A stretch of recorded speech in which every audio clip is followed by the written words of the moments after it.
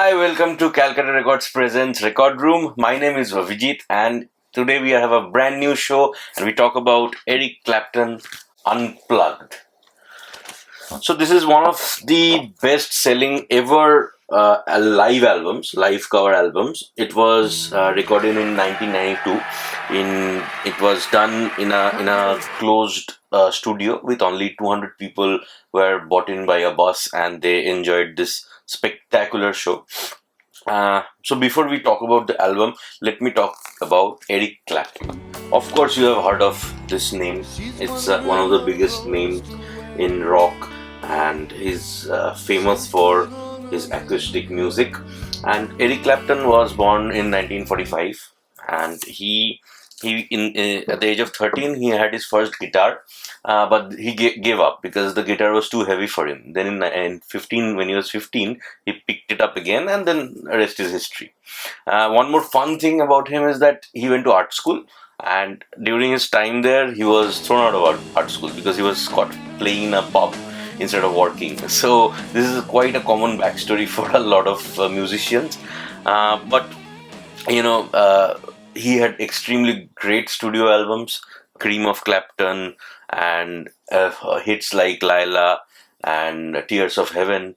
We'll talk about each of the tracks on this recording, and my copy is of 2023, and it is done by Bush Branch Records, Surf Dog, and this was actually cut from the original recording of 1992.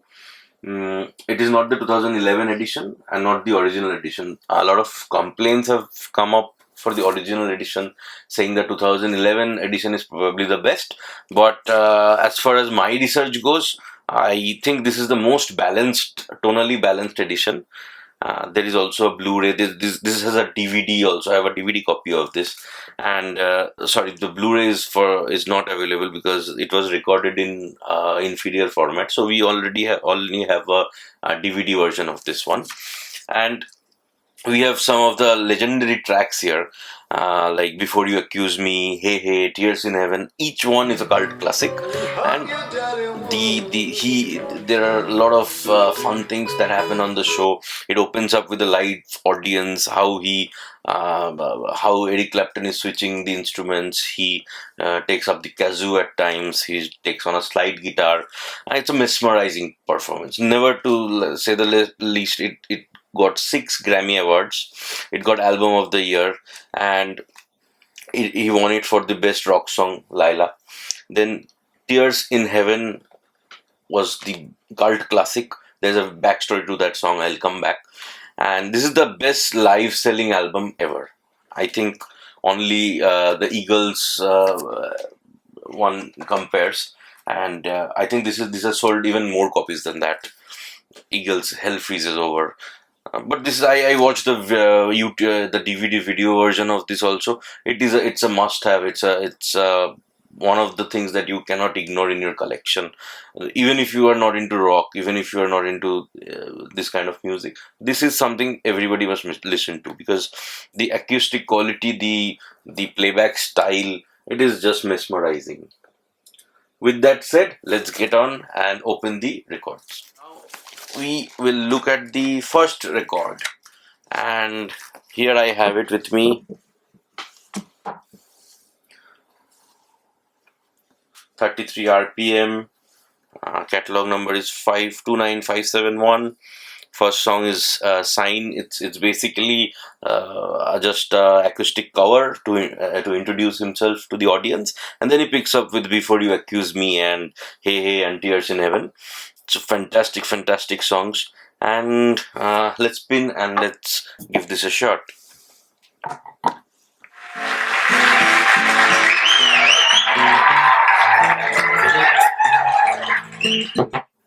So these are the things I love about unplugged or live albums. So as the artists get on the stage, you hear claps, you hear the audience.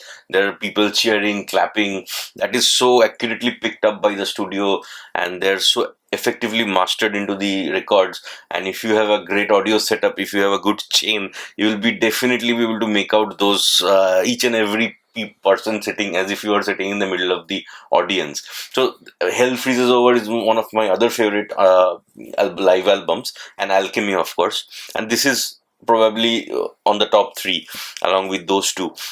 So the great thing about these live things are that you feel as if you are in a concert. It's basically not a studio album. You're inside a concert, and he's doing impromptu, he's doing improvisations, he's playing to a live audience, and with the energy of the audience also, you will be able to connect. So as you saw, the opening lines, they are just basically a acoustic touch up to bring the audience, engage the audience, and then he jumps onto his first track.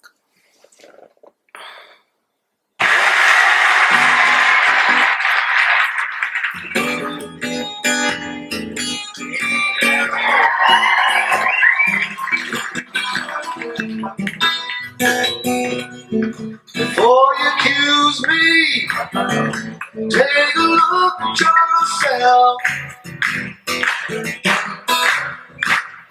Before you accuse me. So you will of course get this song in a lot of studio albums. He has many versions of this, and this particular version strikes out because of the audience there, because of the energy there, because of the particular way he's strumming the guitar, his live connecting with the audience. These are the kind of things you love in a unplugged version, in a live concert kind of a setup version. So this is the reason I come back to this particular uh, album most of the time. And now let us look into the tracks. Then you have the fourth track, which is the Tears in Heaven. Now, if you have read about Eric Clapton, you will know that there is a backstory to this song. Basically, it's a very emotional song, and the reason is that in I think 1 year prior to this live show, 1991, he had a son, 4-year-old son, and his son was in his New York apartment. He was in the 53rd floor, and the window was open, and the kid ran out and fell from the 53rd floor, and that was a very, very terrific time. That is, for even Eric Clapton went rushed to the spot, but he never went inside the apartment or saw his kid. So he says that it's one of his biggest regrets ever. But this song, if you listen to the lyrics of this song, he's actually talking about his emotions, and he has put such a great acoustic cover on top of it. Incidentally, in 2004, he stopped doing live shows of this particular song. The reason is that he said that he did not feel the same kind of emotion needed that he had once for this particular incident. So he lacked those emotions after 2004. So he stopped playing that song in a live setting. But of course, it's a classic song. It's a classic song. If you look into the lyrics, you will understand the context. Absolutely get the context, backstory behind the song. Then you will be able to more understand it deeply and feel the music more. Nevertheless, the pressing. Let me just talk about the pressing. What I personally felt was one of the good thing about the pressing is the tonal balance is good. Dynamics is okay. It is not too loud. I have heard better versions. I have heard a CD version which is better. I have heard the DVD is actually a little differently mixed, but this is a fairly good copy. And I do not have the original version, the original 1992 version, but I have heard that this particular edition is better than that. So anyway, either one is good. There is also a MoFi pressing, highly expensive, but a lot of people say it's a little flat, and this is better than that. And it costs much less. It's 2023 newer pressing, but really well mastered, and one of the one album that I must have in my library. Now let's move on to the next side, and there we will have the famous song Layla.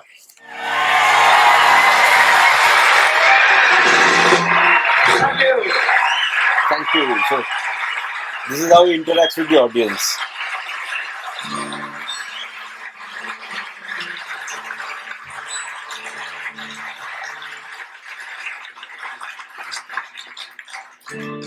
See if you can spot this one.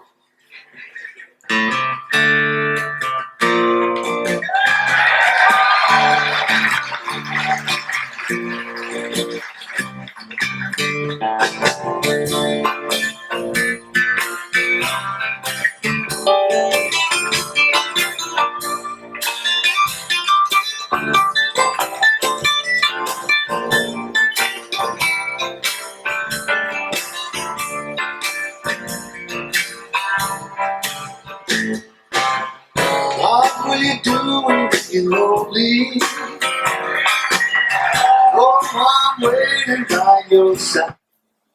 I'm unable to play a lot of the tracks because of copyright issues in your YouTube, but just to give you a glimpse, basically, as you heard, like he says, see if you can spot this one. Why? Because this is a different kind of a acoustic remake of the original studio album.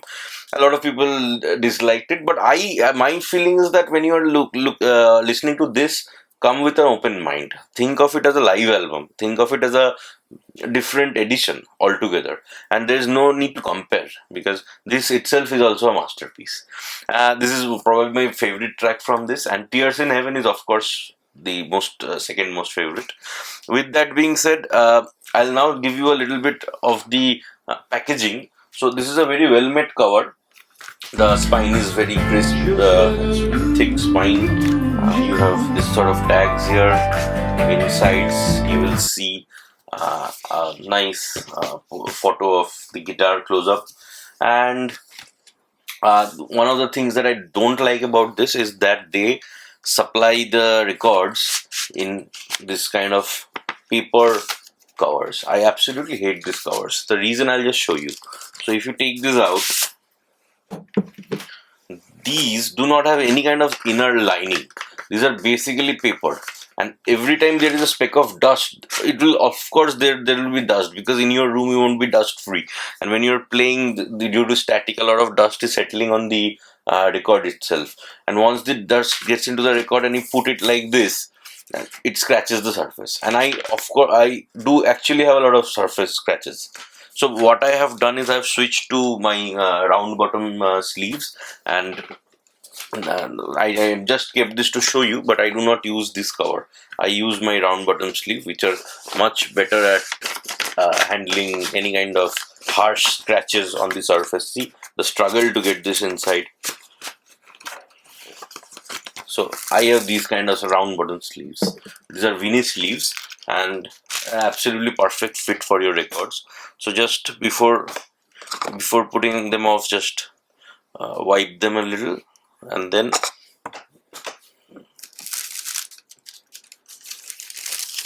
a perfect fit.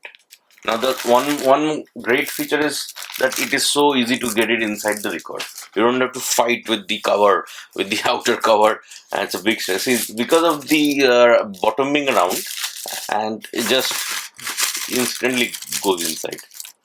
As easy as that. So that is one of the reasons you do not use the white sleeves, and in any of your record, if you have plain basic white jackets, get them off, throw them away, get into some good quality inner sleeves. So that being said, we will now go to the fourth side, and it's the second record here, and we'll talk about the Rollin' and Tumbling song.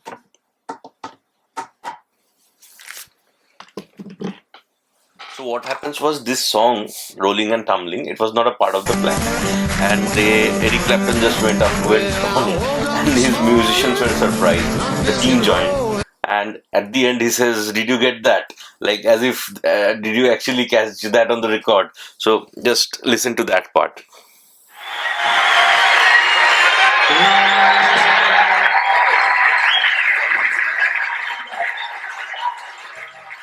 Did you get that? Did you get that?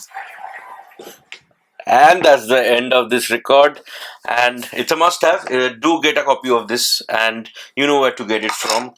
So always wipe your discs away, and we will have a lot of other Eric Clapton stuff for you, because he's one of my favorite acoustic players ever. And I hope you loved this episode, and do give me some good comments and feedback on how we can improve this channel. And stay tuned for our next video. Have a good day. Keep spinning.